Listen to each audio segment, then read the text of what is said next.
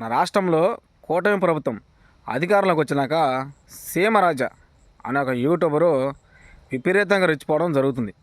ఈ సీమరాజ అనే వ్యక్తి కూటమి ప్రభుత్వం అధికారంలోకి రాకముందు కూడా ఎలక్షన్కి ఒక 1 year ముందు నుంచి విపరీతంగా సోషల్ మీడియాలో చాలా యాక్టివ్గా పనిచేశాడు. ఇదే కూటమి నేతలు ఈ సీమరాజకి పూర్తి స్థాయిలో సపోర్ట్గా నిలిచారు. ఈరోజు సీమరాజ కారులో వెళ్తున్నప్పుడు హార్నర్ కొట్టినా సరే కొంతమంది వ్యక్తులు ఆ కారుకి వెళ్ళడానికి సైడ్ ఇవ్వలేదంట. ఇక వాళ్ళని వల్గర్ లాంగ్వేజ్ తిట్టి కొట్టి అంత మేము హార్నర్ కొట్టినా కూడా మీరు కారుకి అడ్డంగా నడుచుకుంటూ వెళ్తారా, సైడ్ ఇవ్వరని చెప్పి వాళ్ళ మీద దాడి చేయడం జరిగింది. ఈ సీమరాజు అనే వ్యక్తి ఆల్రెడీ డ్రింక్ చేస్తున్నాడని చెప్పి కొన్ని విశ్లేషకులు చెప్పడం జరిగింది. అదేవిధంగా వాళ్ళని కొట్టి అక్కడి నుంచి పోలీస్ స్టేషన్ తరలించి ఆ పోలీస్ స్టేషన్ వెళ్ళినాక పోలీసుల దగ్గర మన సీమరాజ కొంచెం హడావిడి సృష్టించాడు. వాళ్ళు పేద కుటుంబానికి చెందిన వ్యక్తులు, కూలీ నాళ్ళు పనులు చేసుకొని జీవనం సాగించే కుటుంబ సభ్యులు.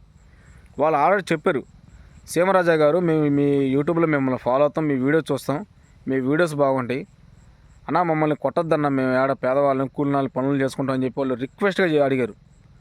అయినా సరే మన సీమరాజా కనీసం ఎటువంటి కనికరం లేకుండా వాళ్ళ మీద దాడి చేయడం జరిగింది. సో అనంతరం పోలీస్ స్టేషన్ లోపల కూడా పోలీసులకి సీమరాజా డైరెక్షన్ ఇస్తున్నమాట, వీళ్ళ మీద గంజాయి కేసు ఓపెన్ చేసి బొక్కలు వేయండి వీళ్ళని. అసలు సీమరాజు అనే యూట్యూబరు ఆయనకు లక్షల్లో ఫాలోవర్స్ ఉన్నారు. అది దేనికి చెప్పుకోవడానికి కానీ దేనికి పనికిరాని ఫాలోవర్స్.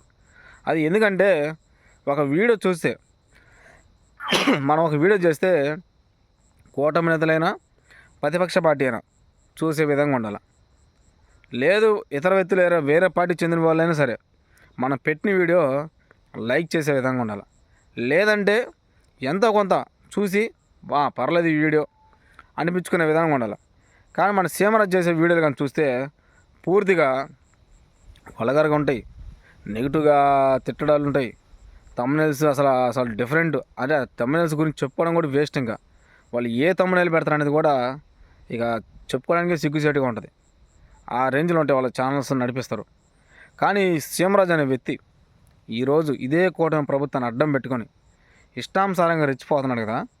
ఇక మహా అయితే ఇంకెన్ని 4 సంవత్సరాలు. ఆ 4 సంవత్సరాల తర్వాత ఈ సీమరాజు ఎక్కడుంటాడు? ఇప్పుడున్న సీమరాజు పవరు రేపు కూటమి ప్రభుత్వం అధికారం కోల్పోయినాక వైఎస్ జగన్ అధికారంలోకి వస్తే సీమరాజు పరిస్థితి ఏంటి? బాగా ఆలోచించండి. ఏదో ప్రభుత్వం ఉందని చెప్పి సోషల్ మీడియాలో మన ఇష్టానుసారంగా రెచ్చిపోతే తర్వాత మనం చాలా బాధపడాల్సి వచ్చింది. మనం చూసాం చేబ్రోలు కిరణ్ గారు ఈరోజు ఎక్కడున్నాడో తెలియదు. ఒక సోషల్ మీడియాలో కనిపించిన పాపను పోవట్లే అప్పటి నుంచి ఇప్పటికి. అవసరమా? నోరుందని చెప్పి ఇష్టానుసారంగా రెచ్చిపోతే అది ఎప్పటికైనా మనకే దెబ్బ పడుద్ది. అంతేగాని సీమరాజా నీ దగ్గర 10 రూపాయలు డబ్బులు ఉండొచ్చు, లేదు నువ్వు ఒక స్థాయిలో ఉండొచ్చు, లేదు మన రాష్ట్రంలో కూటమి ప్రభుత్వం పూర్తి స్థాయిలో నీకు సపోర్ట్గా ఉండొచ్చు. అవన్నీ దృష్టిలో పెట్టుకొని నువ్వు పేదవారి మీద ఎంతలో ఉంటే అంతలో మంచిది. ఎందుకంటే నువ్వేదో ఒక సెలబ్రేట్ అయినంత మాత్రాన, నీకు నువ్వు సెలబ్రేట్ అయినంత మాత్రాన పేద ప్రజల మీద రెచ్చిపోతే మేము ఎవరూ చూస్తూ ఊరుకోం. ఇదే సోషల్ మీడియా వేదికగా మేము ప్రశ్నిస్తాం. సీమరాజు అనే వ్యక్తి ఒక 2-3 టైమ్స్ బాబు గారితో భేటీ అవ్వడం జరిగింది. అలాగే మినిస్టర్ కొల్లు రవీంద్ర గారు, ఇతను కూడా సీమరాజాని కలిశాడు. రీసెంట్గా చింతమనేని ప్రభాకర్ గారు కూడా కలిశారు మహానాడు అయిపోయినాక. సో వీళ్ళందరూ సపోర్ట్ ఉంది ఇంకా సీమరాజుకి. ఇక మన రాష్ట్రంలో ఏ వీడియో చేసినా, ఎలాంటి వీడియో చేసినా, ఎవరిని కొట్టినా తిట్టినా చంపినా మన సీమరాజు అనే వ్యక్తి మీద ఏగా వాడదు. ఎందుకంటే పూర్తిగా సీమరాజు అనే వ్యక్తికి కూటమి పార్టీ సపోర్ట్గా ఉంది కాబట్టి.